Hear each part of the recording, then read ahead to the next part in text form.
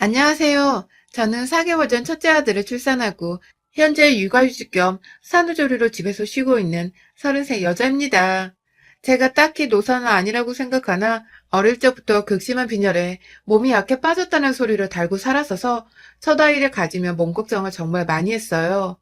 다행히 걱정했던 것과는 달리 아이는 건강하게 잘 태어났지만 중간에 한두 번 발육장애가 의심된다며 큰 병원 가보란 소리도 들었었고 머리가 위쪽에 있어서 결국 여가 상태라 제가 제왕절개를 하고 아이를 낳았답니다.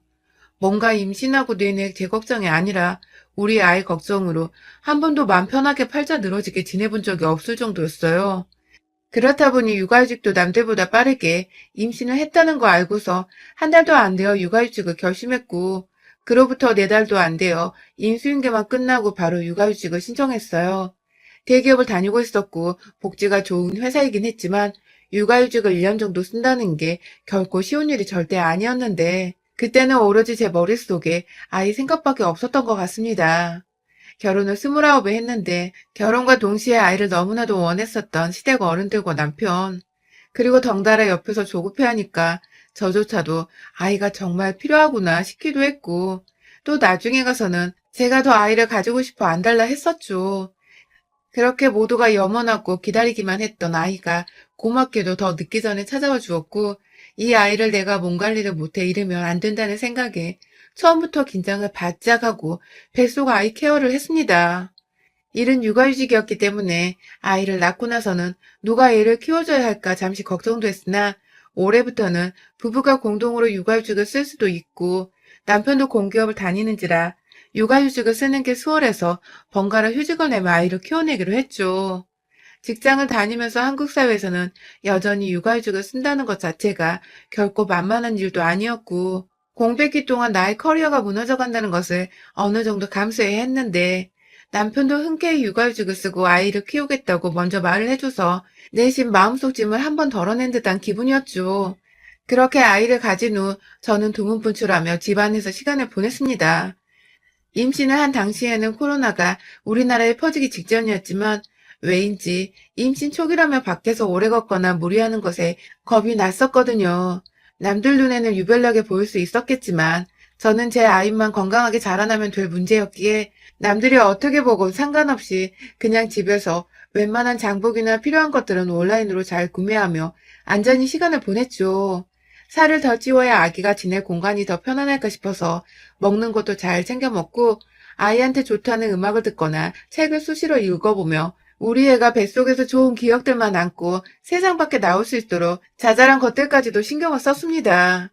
코로나가 터지고 나서는 더욱 바깥 활동에 겁이 나기도 하고 혹시나 하는 마음에 외출을 삼가했어요. 늘 출퇴근을 해야 해서 어쩔 수 없이 사람들 틈에서 어울려야 했던 남편마저도 혹여나 하는 마음에 자신이 먼저 시댁에서 출퇴근을 당분간 하겠다며 아이랑 안전히 둘이 머무르라고 해서 저도 알겠다고 했고요. 내내 함께 살았던 한결같은 사람이란 거 잘 알았기에 퇴근하고도 할 줄 아는 것이라고는 게임이나 소설책 읽는 거 말고는 딱히 취미생활도 없던 사람이란 걸 잘 알았기에 남편이 시댁에서 자겠다는데도 그닥 불안하거나 의심하는 마음은 들지 않았습니다. 우리가 누구보다 뱃속의 아이를 잘 키워내고 싶은 마음을 가졌다는 것을 서로 알고 있었기에 웬만하면 코로나 때문에 죄 없는 어린아이가 피해를 입는 것을 어떻게든 막아보고자 한 방법이었죠. 그런데 아직 결혼 안 한 우리 형님은 남편이 시댁에 짐 싸와서는 출퇴근을 한다고 하니 화가 잔뜩 나셔서는 저한테 전화를 하셨더군요. 옳게 그렇게 안 봤는데 수은 여우였구나? 하면서 임신한 동생 와이프한테 여우라고 빈정상한 말을 던지질 않나. 하다못해 여우라고 한 이유도 제가 힘들지 않고 남편을 밖으로 출퇴근시키고 있다면서 남편이 시댁으로 온 바람에 자기 엄마만 아침 차리고 저녁 차리느라 죽어난다고 하더라고요. 형님 말씀이 너무 심해서 기분이 상하고 상처도 받았지만 입장 바꿀 생각에도 그럴 수 있겠다 싶어서 아차 싶었어요. 남편은 아침을 웬만하면 먹지 않고 저녁도 저하고 번갈아 가면서 집에 먼저 도착한 사람이 차리곤 해서 집에서 딱히 남편 하나 때문에 살림살이 피곤해질 것이 없었는데 남편도 시어머니 앞에서는 아들인 건지 주시는 밥을 그냥 얻어먹기만 하고 있었나 보더라고요. 시어머니도 분가했던 아들이 오랜만에 집에서 먹고 자고 하니까 신경 써서 더 밥을 차려주고 싶으셨던 것 같고요. 형님한테는 불이 나게 말씀을 드렸습니다. 제 아이 때문에 그리고 코로나 때문에 남편이 먼저 시댁 가서 지내겠다고 말을 꺼냈다고. 그러니 오해하지 마시고 저도 남편한테 어머니 힘들게 하지 말라고 말을 잘 해보겠다고 말이죠. 하지만 제 말은 형님을 더 빈정상하게 하는 꼴이었습니다. 본인 말을 고자질하겠다는 소리냐고. 굳이 아닌 것 뻔히 아시면서 곡해서 해석하시며 임신한 사람한테 소리를 빽빽 질러대시는데 정말 얘 임신한 후로 그 정도의 심한 스트레스를 받아본 적은 처음이었습니다. 사실 형님은 처음 결혼을 할 적부터 저한테 열등감이지 뭔지 늘 안 입고 온 표정으로 쳐다보며 말을 툭툭 던져대곤 했어요. 제가 대기업을 다니고 있고 나름 학교도 좋은 곳을 나와서 한 번도 대충 살아본 적이 없다고 자부하는 제 인생을 형님은 늘 피곤해, 유별나 하면서 까내리기 바쁘셨고 정작 본인은 취업도 제대로 해본 적이 없고 대학도 이름 모를 3년제 대학을 나오셨으면서 제가 노력해서 얻은 결과들을 자꾸만 필요없는 것들이라며 인생 헛살았다고 비꼬기만 하셨어요.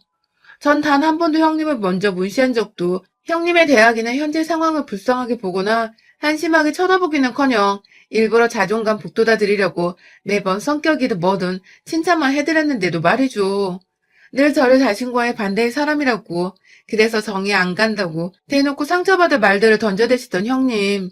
그날 전 어찌저찌 저한테 또 화가 난 형님을 잘 풀어드리고 전화를 끊었어요.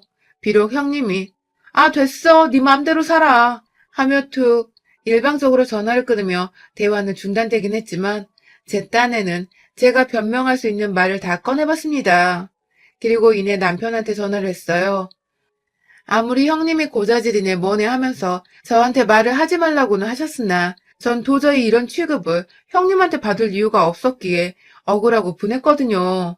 임신했을 땐 축하한다는 연락도 없었고 애는 잘 자라고 있냐며 조카 안부 한번 물어본 적이 없는 인간이었는데 이렇게 오랜만에 연락이 와서는 한다는 소리가 남편을 시댁에 보낸 여우라니 참 헛웃음이 나오는 대목이었습니다. 아무튼 남편한테 하소연을 하다 보니 그간 남편도 시댁에서 출퇴근을 하며 보니 백수로 있는 자기 누나 꼴이 말이 아니라 생각을 했나 보더라고요. 심지어 남편은 밖에서 돈이라도 벌어오고 시어머님께 생활비로 용돈을 더 얹어드리고 있었는데 시누이는 백수로 지내며 집안에서 24시간 붙어있는 와중에 자기 동생이 집구석에 들어왔다고 처음부터 짜증을 내더니 그걸 굳이 시어머니 힘들다는 핑계를 대면서 저한테 남편 데려가라고 전화를 한 것이었습니다. 그러니까 한마디로 제가 이래라 저래라 할 입장은 아니지만 그 집구석에서 시누이도 시어머니 힘들다는 소리를 할 자격은 못 되었던 것입니다. 그래도 참았어요. 거기는 어쨌든 시누이 집이고 시부모님은 시누이의 부모님이니까 나보다 이러쿵 저러쿵 하면서 시어머니를 대변할 자격이 된다고 생각을 했거든요. 그래서 웬만하면 앞으로 걸려오는 시누이 전화는 받지 않으면서 아이 태교하는 데 더욱 힘쓰고자 했습니다. 남편도 다신 전화 받지 말라며 신신당부를 했고요. 그때부터 저는 시누이를 일절 멀리하며 기피했어요.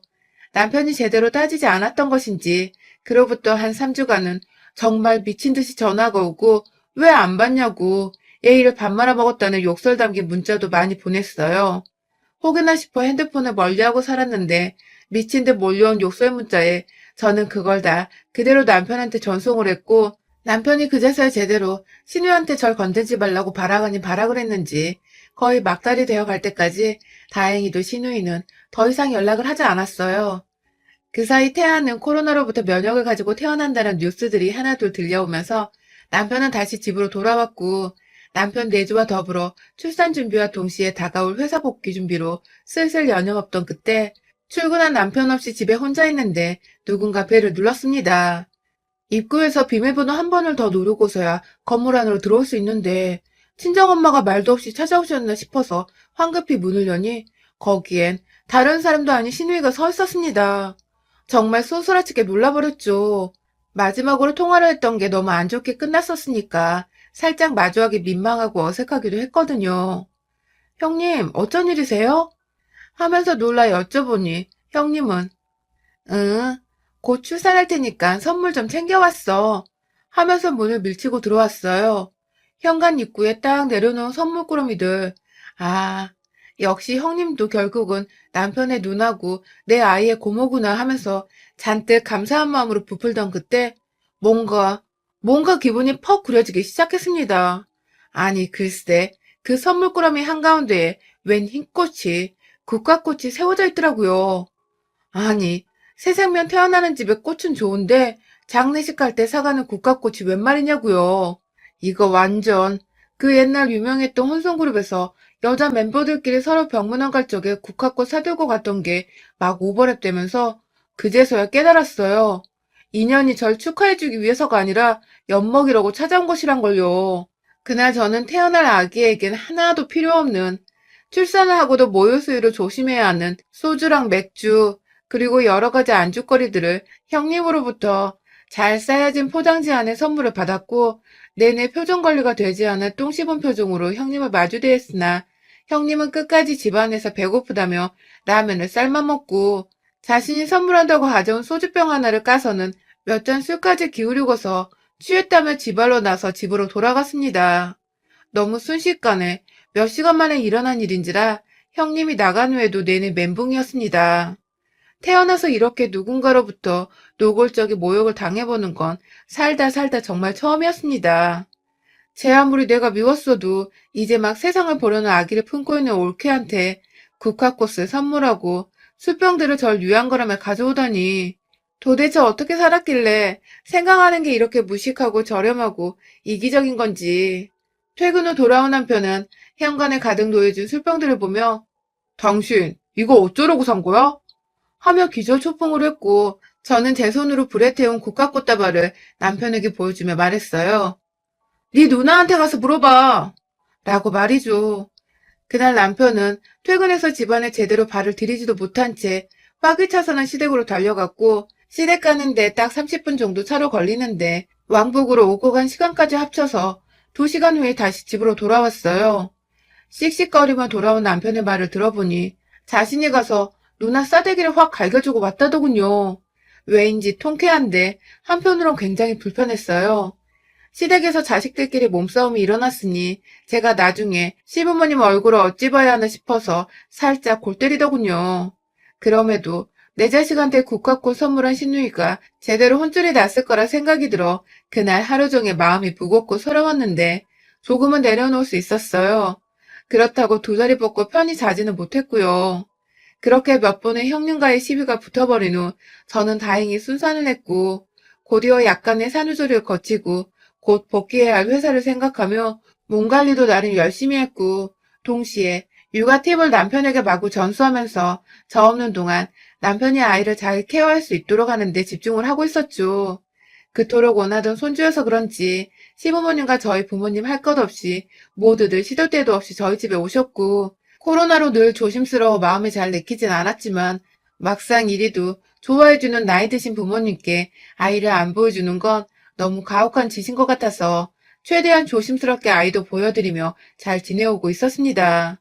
오히려 집안에 아이가 생겨서 양가에서 모두 웃음과 기분 좋은 관심이 끊이질 않았어요. 하지만 그런 화목함을 깨버리는 불청객이 하나 있었습니다. 명불허전 저희 형님이셨죠.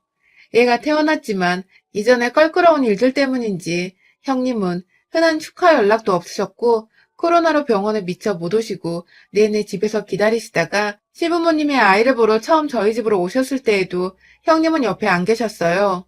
시어머님은 대충 형님이 바쁘다며 핑계를 대며 넘어가려 하셨지만 저는 다 알 수 있었죠. 형님이 내가 껄끄러워서 못 오시는구나 하고 말이죠. 뭐 제대로 된 사과도 받지 않았었기 때문에 안 보이는 게 오히려 나을 수 있다며 별로 신경을 쓰지 않았는데 지난 12월 연말 평일에 남편이 또 출근하고 없는 사이에 형님이 우리 집에 무작정 찾아왔어요. 마치 저번에 국화꽃을 들고 와 저를 엿먹였던 것처럼 이번에도 뭘 어떻게 엿먹여보려는 건지 손에 한가득 보따리를 싸우셨더라고요. 내심 겁도 나고 이걸 도대체 문을 열어줘야 하나 말아야 하나 문 앞에서 미친 척하며 고민하던 그때 아이가 밖에서 하도 문을 두드려대니 잠에서 깨버렸는지 와락 울어버리기 시작했습니다. 그 바람에 저는 아이가 있는 방으로 달려가 아이를 안고 밖에서 형님은 제가 집안에 있는 걸 단번에 알아채시고는 제 핸드폰으로 문자 하나를 보내셨어요. 더 기다리게 하면 문 따고 들어간다? 라고 말이죠. 정말 이 문자를 받는 게 이게 뭐라고 그리 식은땀이 나고 무서운지 당장 그 문자를 남편한테 재전송하고서는 억지로 문을 열어줬어요. 아이는 제품에서 여전히 울고 있고 형님은 인상을 팍 쓴 채 늦게 문을 열어준다며 투덜대고서 집 안으로 들어오는데 기분이 나쁜 건 둘째치고 재수 밥 말아 먹었는데 역 같더라고요. 무례한 것도 한두 번이어야죠. 그렇게 들어와서는 하루 종일 애기 달래다가 애기 자면 그제서야 쫓기듯이 밥을 먹고 애기 옷 빨고 혹여나 먼지 쌓일까 집 청소를 하고 다가올 출근 준비를 하느라 직장 상사한테 연락해서 미리 받아놓은 지난 연말 보고서와 새해 사업 보고서까지 하나 둘 찬찬히 훑어보며 나름 쉬는 시간 한 번 없이 내내 머리 쓰고 몸 쓰고 있었는데 마음이 심란하다 못해 복직을 하는 게 맞는지 아닌지도 모르겠던 불안정하던 때에 형님은 무작정 저한테 집에서 놀고 먹고 진짜 팔자 좋다. 그치? 남자 잘 만났지? 하면서 지동생 잘났다는 말만 되풀이할 뿐 같이 돈 벌어오는 저에 대한 칭찬도 없고 애기 낳고 고생했다는 격려의 말도 없고 참 그지 같더군요. 그런데 더 문제는 이번에 형님이 가져온 보따리 안에 또다시 술병이 한가득 놓여 있었던 것입니다.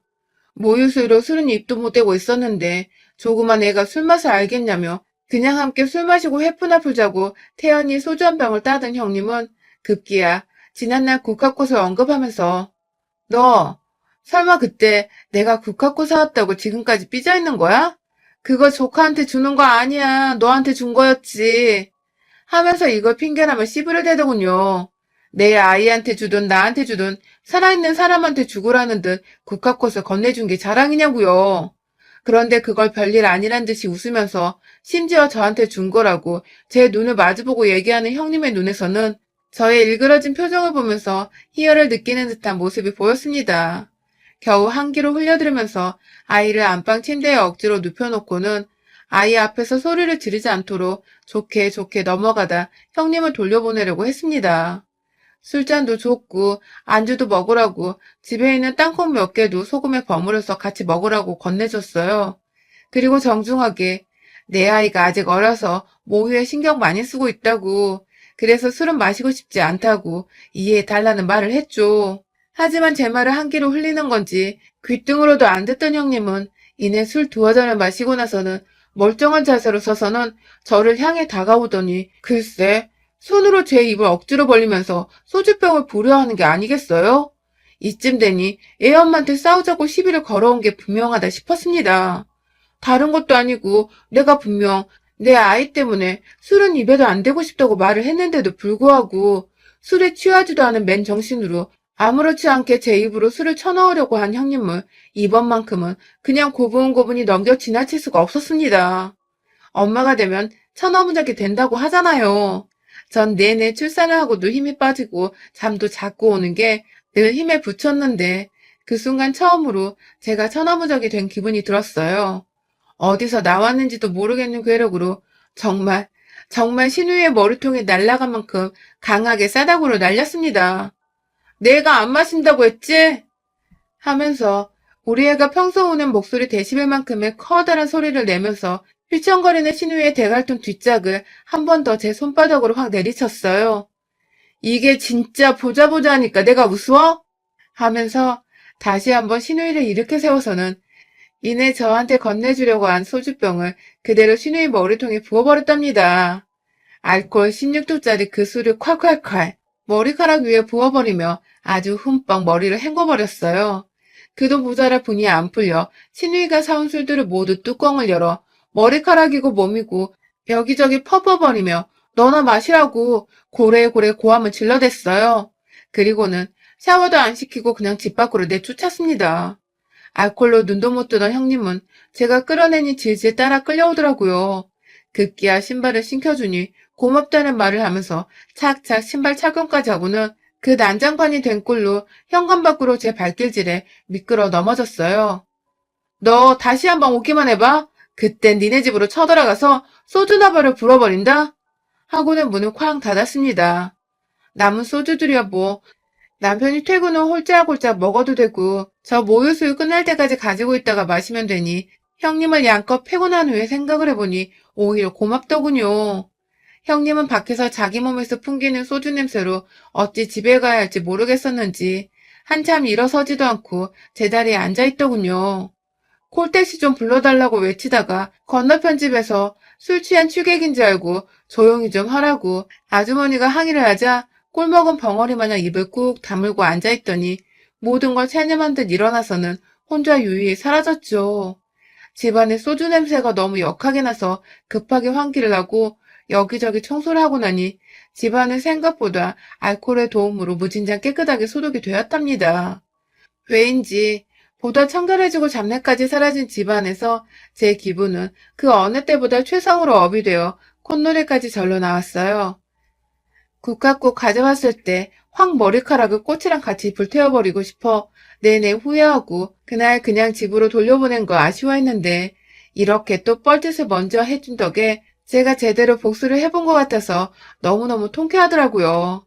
그 사이 내내 자기 누나한테 또 뭔 짓을 당했을까봐 걱정된다고 문자와 부재중 전화를 남긴 남편에게 당장 방금 있었던 상황을 설명하며 너네 누나 때려서 미안하다고 했더니 남편은 오히려 자신이 제대로 해결 못한 걸 해결해줘서 고맙다며 늘 짐짝 같고 가정의 회방만 놓던 누나였다고 계속해서 저한테 고맙다고만 했죠. 그리고 저는 다시 한번 다짐을 했습니다. 이 집 구석에서 나와 내 아이, 그리고 내 남편의 가정에 회방을 놓는 인간은 그게 아무리 시누이라 하더라도 절대로 그냥 넘기지 않고 소주나발을 불어서라도 제대로 홍군형을 내주겠다고 말이죠. 또라이를 대하는 방법 중 가장 효과적인 방법은 나도 또라이가 되는 것일 테니까요. 여러분의 생각은 댓글로 남겨주세요. 오늘도 시청해주셔서 정말 감사합니다.